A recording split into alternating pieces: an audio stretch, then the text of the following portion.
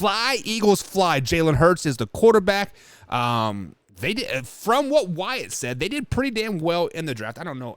I can't remember who they drafted off the top of my head, but they definitely filled some voids in that team this particular season. Week number 1, they start on the road at Detroit Lions.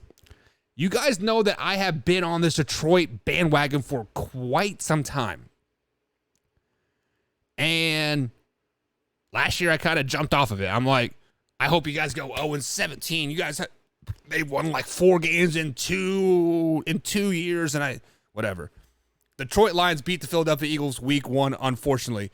Minnesota Vikings, another NFC North team coming to town to take on the Philadelphia Eagles Monday night. That should be a grand game. Eagles win that game. Next game, Commanders on the road. Lose to the Commanders. Week 4, this is the game that I have circled. This is the game that could literally make or break their season.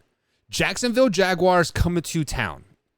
Now, I do have the Jaguars winning this game, but if the Philadelphia Eagles look like complete dog crap in this game, they could easily drop the 5 or 6 of their next games, because after the Jaguars, they travel to Arizona to take on the Cardinals. Cowboys come into town. They have a bye week. Steelers come into town. Then they travel to Houston, and then the Commanders come into town. If they look bad against the Jacksonville Jaguars week 4, this could be a very, very long season for the Philadelphia Eagles. Matter of fact, if they lose by more than 20 points versus the Jacksonville Jaguars, they may not win another game for the rest of the season. Jalen Hurts might get benched.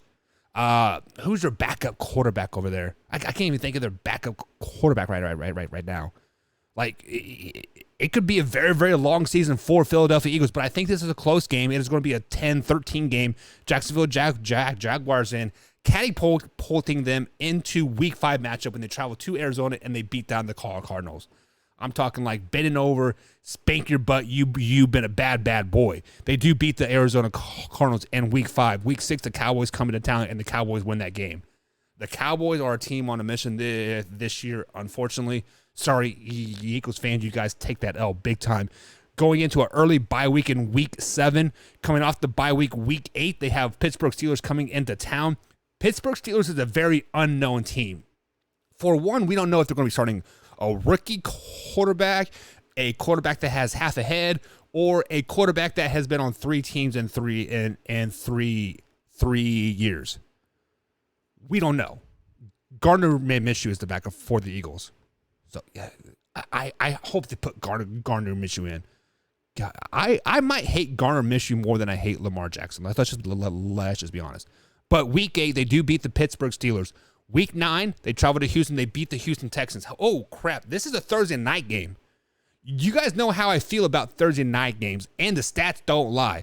The road team, if you guys are unfamiliar with this, the road team on Thursday nights, when they change time zones, have a losing percentage of over 700. So they win less than 25% of the time if they're the road team on Thursday and they change time zones. Fun fact, Philadelphia is in East Coast. Houston's in Central on Thursday night.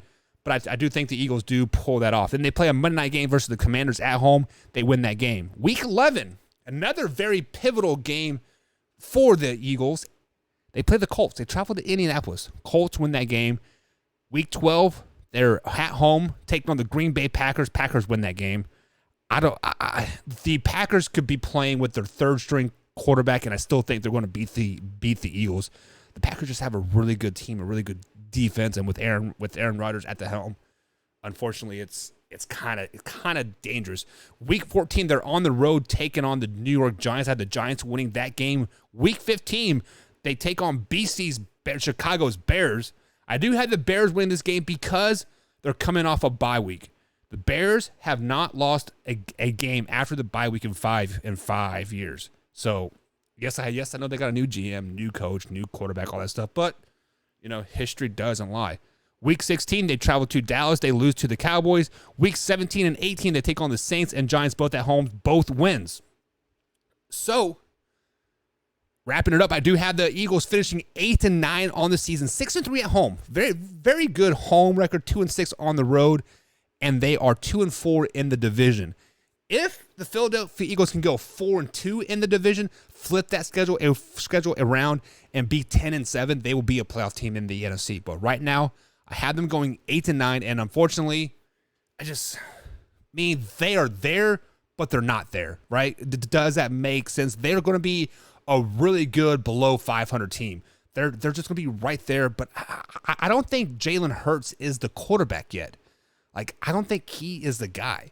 Now, Gardner Minshew could be the guy. He did well in Jacksonville. I mean, I get it. I get why the Jacksonville Jaguars wanted Gardner Minshew out of town. He has that polarific leadership, the it factor. He's just not the guy. But either way, I do have the Eagles going 8-9 on the season, 2-4 in the division. If they can sweep the Eagles, split with the Cowboys, I mean, right. There's your 4-2. Could be a playoff team. So it's definitely going to come down to the division games.